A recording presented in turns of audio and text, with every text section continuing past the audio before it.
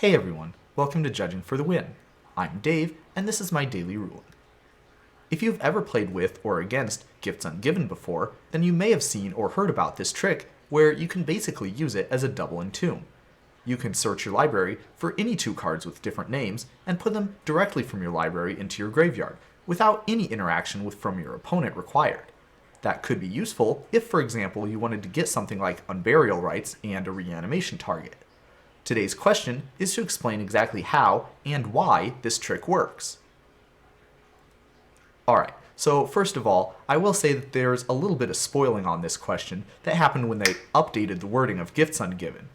Now, I'll assure you that even back in the days of Kamigawa, this trick still worked perfectly well, even when it had the old wording. Now, that's a little bit unusual because usually when a magic card gives you some sort of game instruction, you have to follow that instruction unless the card has some sort of words like up to, as seen here, or you may, that indicate that it's optional to perform that instruction. Now, even back when Kamigawa Gifts Ungiven did not have those words in it, it was still legal for you to find less than the total 4 number of cards and present them to the opponent. So why was that? The answer is because of this rule here, which says that when you're searching a library for cards that have a certain characteristic, for example, being instants or having a certain converted mana cost, or, as is the case here, having different names from one another, then you're allowed to fail to find. Now, what that means in more technical terms is if you're searching the library for a certain number of cards that you may or may not be able to find, then it's okay for you to find less than the total number of cards and say that you weren't able to find any of the other ones. The reason for this is obvious. If, for example, you had no cards to find, your opponent wouldn't know whether that was the case unless they were able to search the library themselves.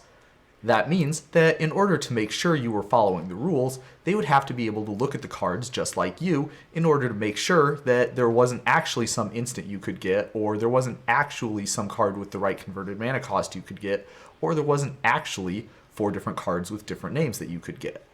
Of course, that would be pretty cumbersome to make it so that your opponent would randomly get to take a look at your library, even in those sorts of cases. However, the game rules fixed it so they don't have to. Incidentally, this is the same reason why cards like Ether Vial were errated to make it optional to put a card into play with them. Otherwise, you would have to show your opponent your hand if you didn't want to put a creature card into play, in order for them to be able to validate that it was in fact legal for you to decline to put something in.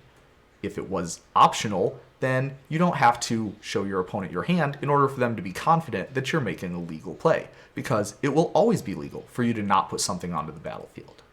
Getting back to our original question, you can see how this situation is the same thing.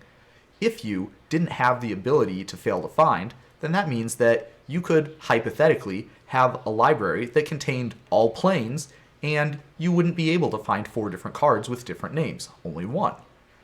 Because we don't want the game rules to be such that your opponent has to be able to look at your library in order to validate that you're able to only find 1 card, we made it so that you could only find 1 card, and that would be perfectly okay, even if there was no such wording like up to or you may on the card.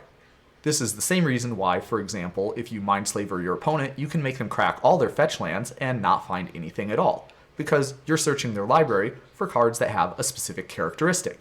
This rule does come up in a couple of other interesting ways, but I'm going to leave those for some future DDRs. Until then, that's all I have for you today. How did you do? Join me again tomorrow for another daily ruling, but until then, I hope you have a great day.